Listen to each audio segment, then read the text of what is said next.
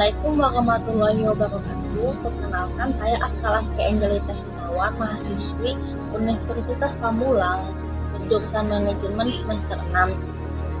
Hari ini saya akan menyampaikan sebuah materi tentang perekonomian Indonesia yang berjudul Kependudukan dan Ketenagakerjaan.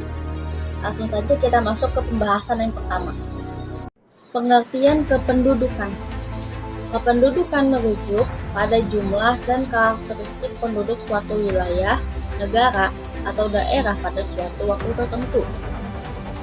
Kependudukan juga mencakup studi tentang bagaimana faktor-faktor demografis ini mempengaruhi dan dipengaruhi oleh kondisi ekonomi, sosial, dan politik. Lalu ada pengertian ketenagakerjaan. Ketenagakerjaan merujuk pada jumlah dan karakteristik individu-individu aktif dalam pasar tenaga kerja, yaitu mencakup semua orang yang bekerja, mencari pekerjaan, atau yang secara potensial dapat bekerja dalam suatu populasi atau wilayah tertentu. Selanjutnya ada istilah-istilah penting. Istilah-istilah penting kependudukan. Yang pertama ada usia. Mempengaruhi kebutuhan, layanan kesehatan, pendidikan, dan pekerjaan. Yang kedua ada jenis kelamin. Struktur tenaga kerja, tingkat pengangguran. Yang ketiga ada tingkat pendidikan. Tingkat nilai huruf, akses ke pekerjaan, dan produktivitas ekonomi. Lalu ada tingkat migrasi, komposisi populasi dan tenaga kerja. Lalu ada kondisi kesehatan, tingkat penyakit keturunan dan populasi. Lalu ada tingkat kelahiran, pertumbuhan penduduk. Kemudian istilah-istilah penting dalam ketenagakerjaan. Tenaga kerja aktif, terlibat dalam kegiatan ekonomi seperti bekerja dan penghasilan. Lalu ada angka kerja, orang yang berpotensi atau bersedia untuk bekerja. Lalu ada tingkat partisipasi angkatan kerja. Itu ada anggota populasi berpartisipasi dalam kegiatan ekonomi. Lalu ada tingkat pengangguran, persentase dari angkatan kerja dan mencari pekerjaan tetapi tidak bekerja. Lalu ada jenis pekerjaan, implikasi pada tingkat pendapatan, keamanan pekerjaan, dan kualitas hidup pekerja. Yang terakhir ada upah dan penghasilan, mendorong partisipasi dalam angka kerja dan meningkatkan kualitas hidup. Selanjutnya ada hubungan antara kependudukan dan ketenagakerjaan di Indonesia.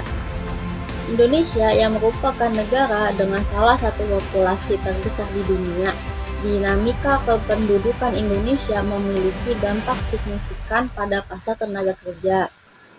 Perubahan dalam jumlah populasi memiliki implikasi yang mendalam terhadap tingkat pengangguran, distribusi pendapatan, serta kebijakan ekonomi dan ketenaga kerja yang diterapkan.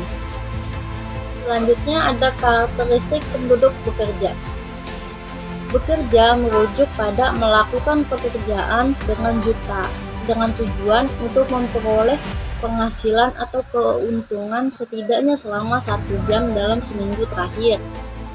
Karakteristik penduduk yang bekerja dapat dianalisis berdasarkan yang pertama, lapangan pekerjaan utama.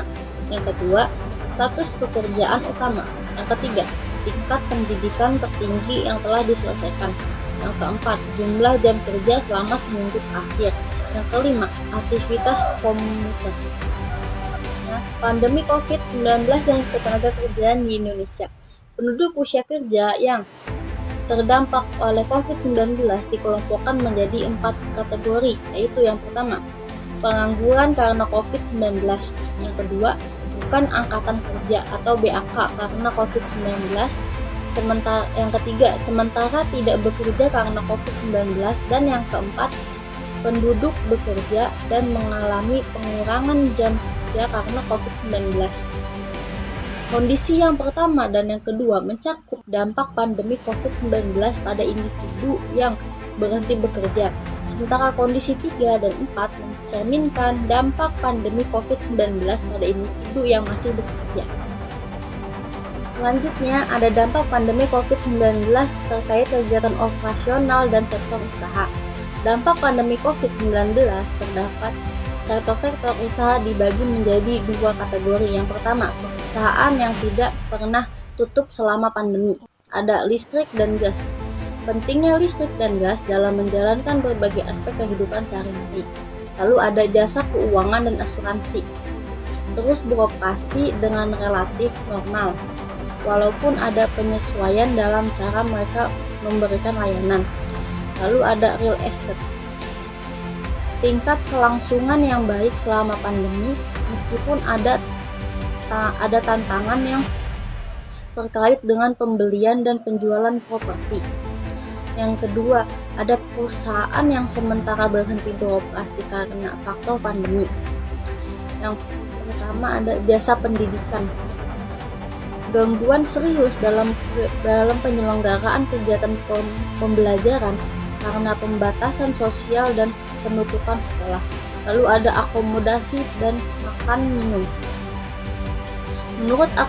Menurut aktivitas bisnis akibat penutupan tempat umum dan penutupan permintaan dari pelanggan.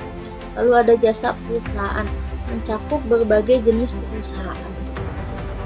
Sekian pemaparan materi dasarnya, semoga bermanfaat. Terima kasih sudah mendengarkan. Assalamualaikum warahmatullahi wabarakatuh.